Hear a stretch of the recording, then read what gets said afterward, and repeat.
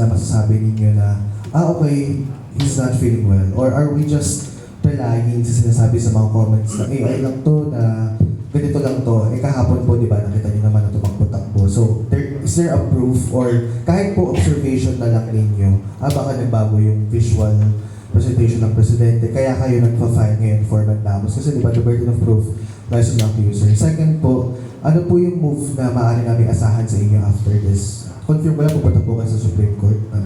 Thank you po. Una, simplihan natin yung kasagutan para nasa same page tayo lahat.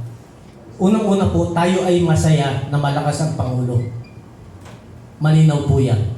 Ngayon sa sinasabi natin na ano yung proof natin na masasabi natin na wala siya sa kanyang peak na kalusugan.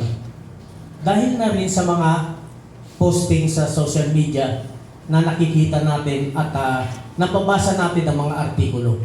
Pero hindi po tayo nagbabase ron. Ang United People's Initiative, hindi po nagbabase sa social media.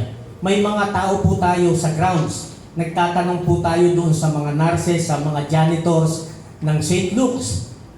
Nagtatanong rin po tayo doon sa mga taong nakakakita. Kasi ang United People's Initiative po, dahil po mga retired militaries, alam po natin yung tinatawag na word na validation.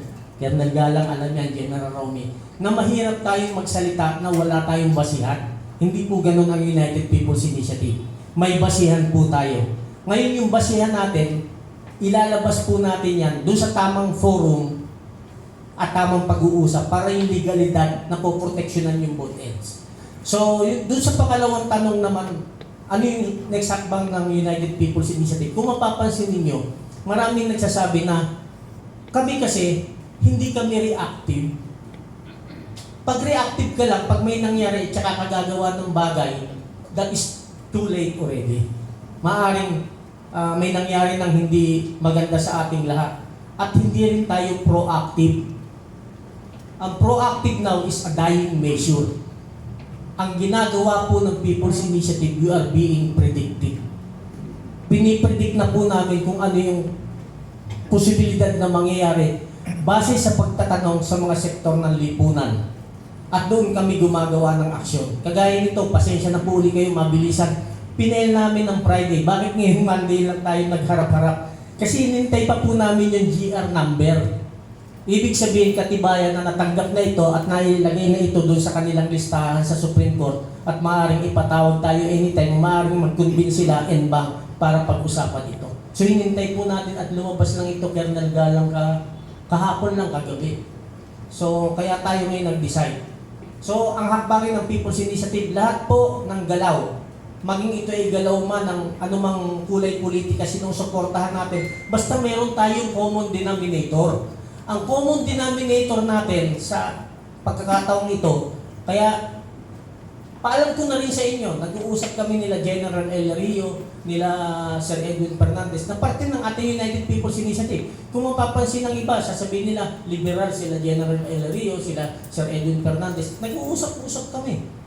That is the only way to resolve the problem sa bansa natin. Hindi pwedeng tayo mag-usap-usap at magbatuhan lang tayo sa social media na kung ano-ano, na walang katapusan. Kaya nga, ang suggestion, ang ginagawa ng People's Initiative, mapapansin ninyo, pag may basher sa amin, automatic binablock namin. Hindi kami nag-i-engage.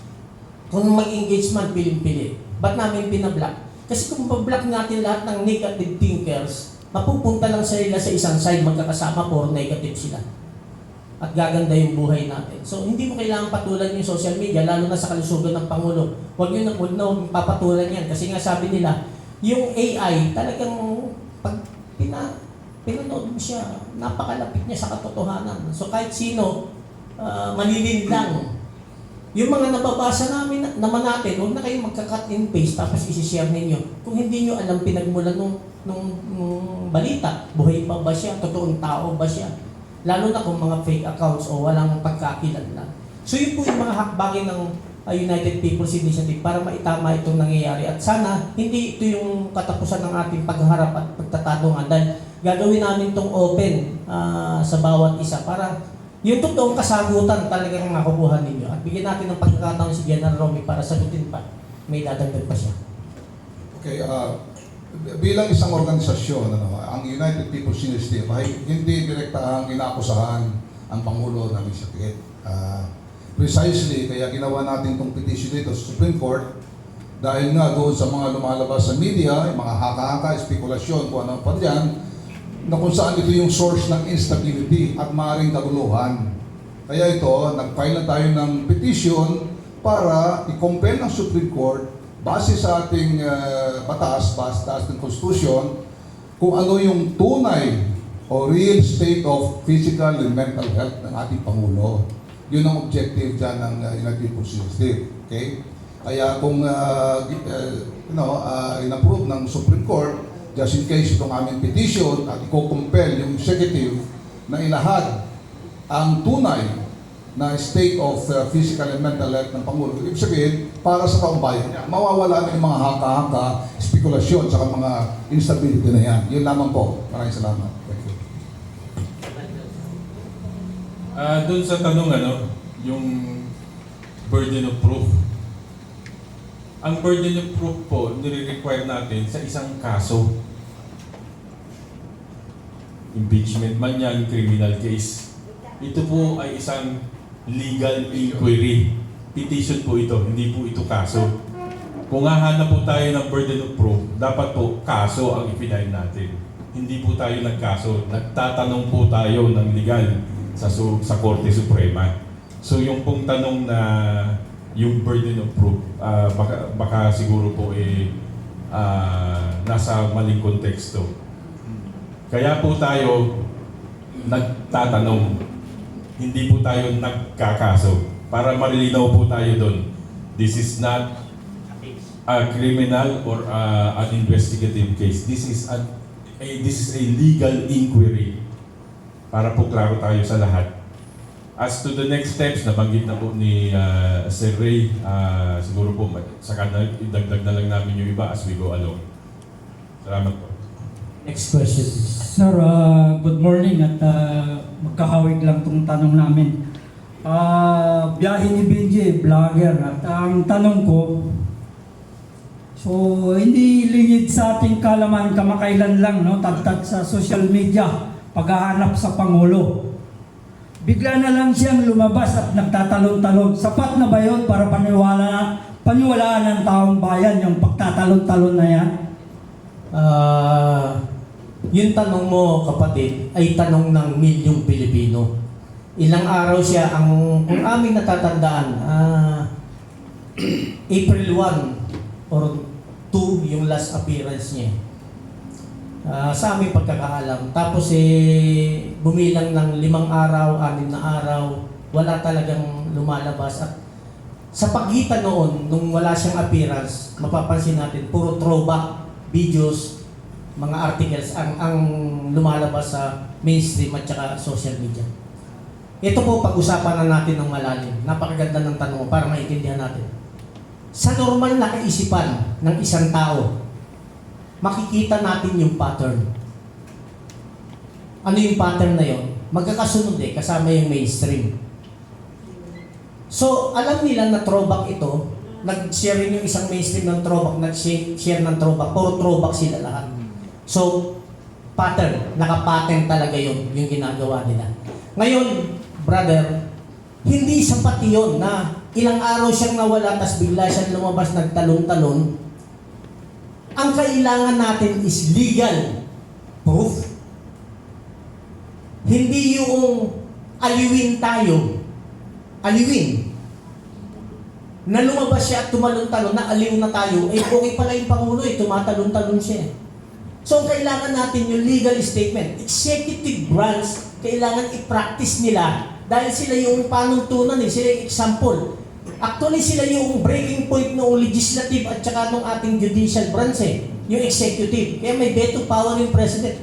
Hindi ba pwedeng once and for all maglabas na sila ng legal records ng Pangulo na nanggaling sa medical doctors na sinasabi na maayos ang Pangulo? Actually, pwede naman nilang pikihin yung result noong medical sa kanilang network, sa kanilang isang maleta lang yan. Pwede nang pituor ang Pangulo. Alam ko, nag-a-agree tayong lahat. Pwede mong pikihin ang iyong state ng kalusugan. Pwede yan. Pwede mong pikiin. Ang iyong nararamdaman ay hindi mo pwedeng pikiin yan. Kung may nararamdaman ka, may nararamdaman ka. Kung may sakit ka, may sakit ka. Hindi mo pwedeng pikiin yan. So sa atin, nakaangkla tayo dun sa katotohanan lagi na hindi siya pa sa atin, sa normal na kaisipan, na wala ang Pangulo ng ilang araw, maglalabas sila, talong-talong siya, malusog na, tapos ng boxing. Manahimik na tayo, malusog siya. Hindi ganun kasimple yun. Kasi may kinakaharap tayong crisis. Hindi pwede ng isang Pangulo na nawawala, biglang lalabas. Magdidesisyon na naman ng bigla-bigla. Kawawa ang taong bayan. So, finality sa tanong, hindi tayo satisfied. Kaya tayo nag-file ng request sa Supreme Court ng writ of mandamus para ilabas yung tunay na kalagayan ng kalusugan ng Pangulo. At bago tayo magpatuloy, salamat at dumating ang ating legal counsel. Ang dahilan kung bakit nakapag-file tayo, ang ating President ng United People's Initiative, siya po ay isang lawyer at siya po ay retired general ng ating armed forces, si Attorney General Virgil Garcia, sir. The floor is yours. Good morning, sir. Good morning sa inyong mga kasama. Magandang umaga sa inyong lahat. Tama po yung sinabi ni Captain Ray. Natutuwa tayo na nagpakita siya kahapon, kagabi actually, na siya fit. Tumatakbo, nagja-jog at tagahamon pa. Hamunin ko sana 100 push-ups in 1 minute. Kaya ko ba yun? Okay yun, maganda yun. At least, mabawasan yung ating agam-agam na ang Pangulo ay hindi katulad nung nauulat. Hindi katulad nung napapag-usapan na kumakalat. Ano po. Pero, kailangan po natin ng official health bulletin. Kasi po ang Pangulo possesses vast executive power. Siya po ang may control ng the whole executive, the whole bureaucracy, siya ang pinuno. Maliban doon, siya ang commander-in-chief ng ating Armed Forces of the Philippines. Siya rin, sa kanya rin nagmumula ang foreign policy, lahat po yan. Ngayon, kung siya po ay hindi okay, at bigla-bigla na lamang tayong magugulantang sa kanyang kalusugan, at pagkatapos ay magkakaroon ng emergency, hindi po kayang panindigan ng OIC yung ganong klaseng sitwasyon. Wala pong OIC, wala pong caretaker. Ginagamit lamang po yan ng araw dahil yung presidente is just one phone call away. Siya pa rin ang magdidesisyon. Yung po kasing appointment ng OIC o acting president na wala sa constitution, wala sa constitutional line of succession, wala pong visa yon dahil it does not also carry with it presidential discretion. Hindi po pwedeng mag-command ang OIC in case of an emergency dahil sa hindi siya ang commander-in-chief. Ang commander-in-chief yung Pangulo, at kung wala yung Pangulo, yung pangalawang Pangulo.